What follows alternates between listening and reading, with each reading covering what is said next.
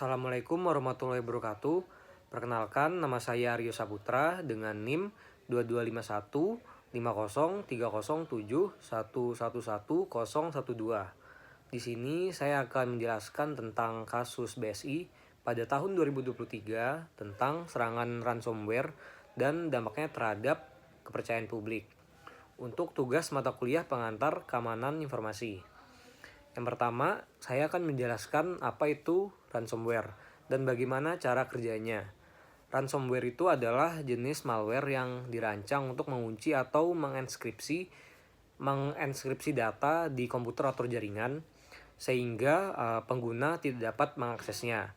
Penyerang kemudian meminta tebusan biasanya dalam bentuk cryptocurrency untuk memberikan kunci deskripsi agar data bisa diakses kembali. Ransomware ini biasanya menyebar melalui email phishing, di mana pengguna menerima tautan atau lampiran yang tampak sah. Ketika pengguna mengklik tautan tersebut atau membuka lampiran tersebut, ransomware akan diunduh dan mulai mengenskripsi file di perangkat. Setelah proses enkripsi selesai, penyerang akan menampilkan pesan tebusan yang memberikan tahu korban tentang jumlah uang yang harus dibayar dan instruksi untuk melakukannya. Jika korban tidak membayar dalam waktu yang ditentukan oleh pelaku, maka data mereka bisa dihapus atau tetap terkunci selamanya. Dalam kasus BSI sendiri, serangan ransomware oleh kelompok Lockbit 3.0 tidak hanya mengganggu layanan perbankan, tetapi juga mengancam keamanan data nasabah dan juga transaksi keuangan. Hal ini tentu saja berdampak besar pada kepercayaan publik terhadap bank tersebut. Jadi, itulah penjelasan tentang ransomware dan bagaimana cara kerjanya, serta dampak pada Bank Syariah Indonesia. Lalu yang kedua, saya akan menjelaskan ringkasan kronologi kasus BSI terhadap ringkasan kronologi kasus BSI berdasarkan laporan media. Pada awal Mei 2023, Bank Syariah Indonesia atau BSI mengalami gangguan layanan yang signifikan yang membuat nasabah tidak dapat mengakses layanan perbankan mereka. Lalu pihak BSI mengumumkan gangguan. BSI mengumumkan bahwa gangguan tersebut disebabkan oleh serangan cyber yang kemudian teridentifikasi sebagai serangan ransomware. Lalu kelompok hacker yang dikenal sebagai Lockbit 3.0 mengklaim bertanggung jawab atas serangan tersebut. Mereka mengklaim telah mencuri data nasabah dan juga transaksi keuangan. Lalu setelah serangan, kelompok Lockbit 3.0 meminta tebusan untuk mengembalikan akses ke data yang telah dienkripsi. Banyak nasabah BSI yang merasa khawatir tentang keamanan data pribadi mereka dan juga keuangan mereka yang berdampak pada kepercayaan publik terhadap bank.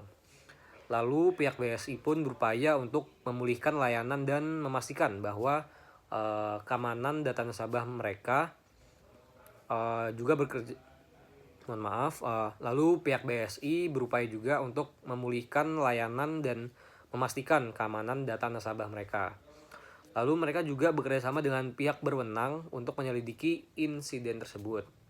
Lalu kasus ini juga memicu diskusi luas tentang keamanan cyber di sektor perbankan dan pentingnya perlindungan data nasabah. Lalu kita lanjut yang ketiga, pertanyaan ketiga yaitu bagaimana analisis potensi kelemahan keamanan yang bisa dimanfaatkan oleh penyerang, baik dari sisi teknis atau maupun non teknis. Kita dari sisi teknis dahulu.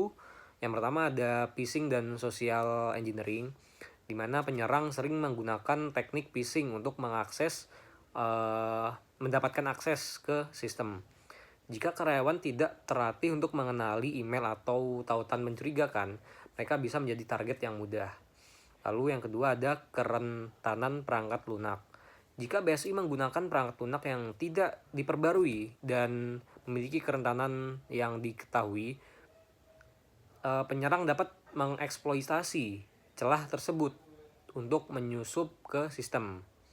Lalu yang ketiga, keamanan jaringan yang lemah.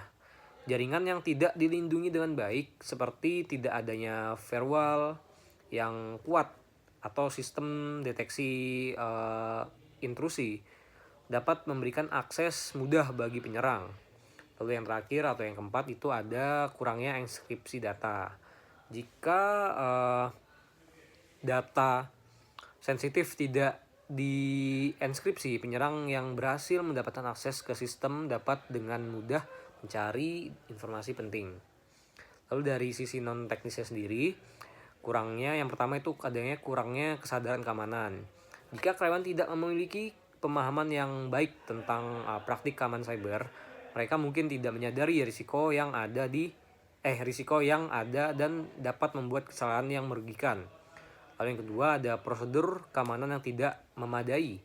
Jika BSI tidak memiliki kebijakan dan prosedur keamanan yang jelas, hal ini dapat menciptakan celah yang dapat dimanfaatkan oleh penyerang.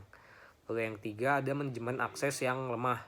Jika akses ke sistem tidak dikelola dengan baik, orang yang tidak berwenang dapat memperoleh akses ke data sensitif.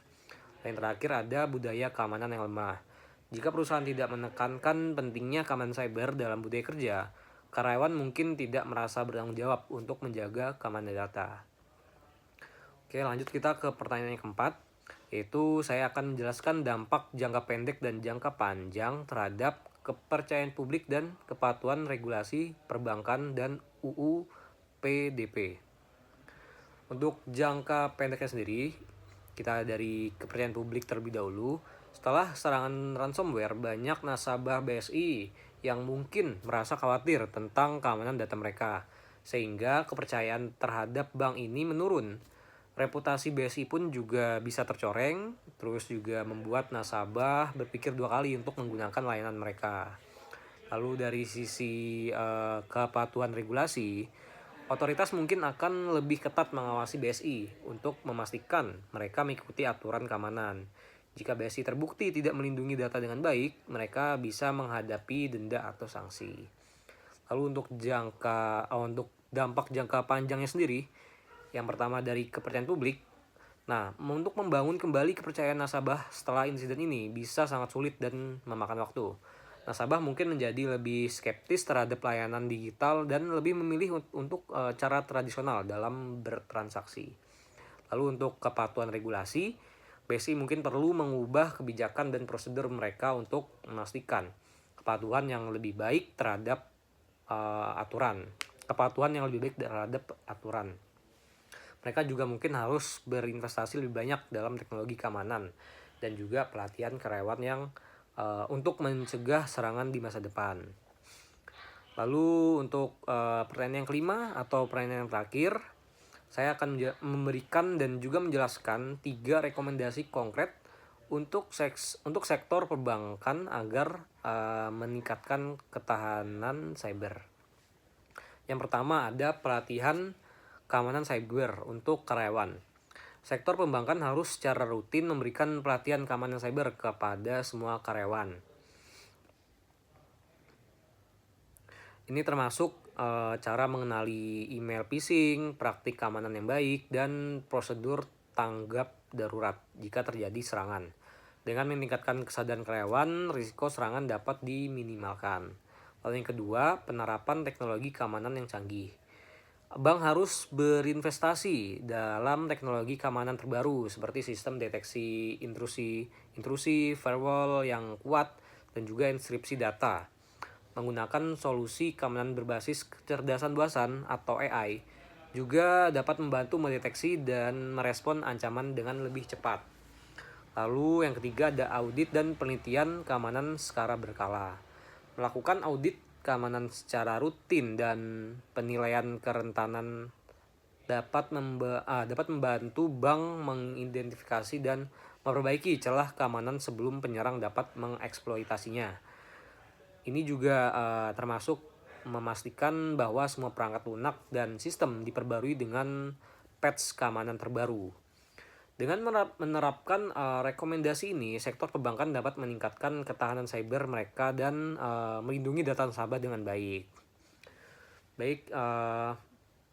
Untuk referensi yang saya dapat dari semua jawaban pertanyaan tersebut adalah dari berita resmi atau liputan investigasi dari Kompas, Detik, dan CNN Indonesia. Sekian video yang bisa saya buat. Kurang lebihnya mohon maaf. Wassalamualaikum warahmatullahi wabarakatuh.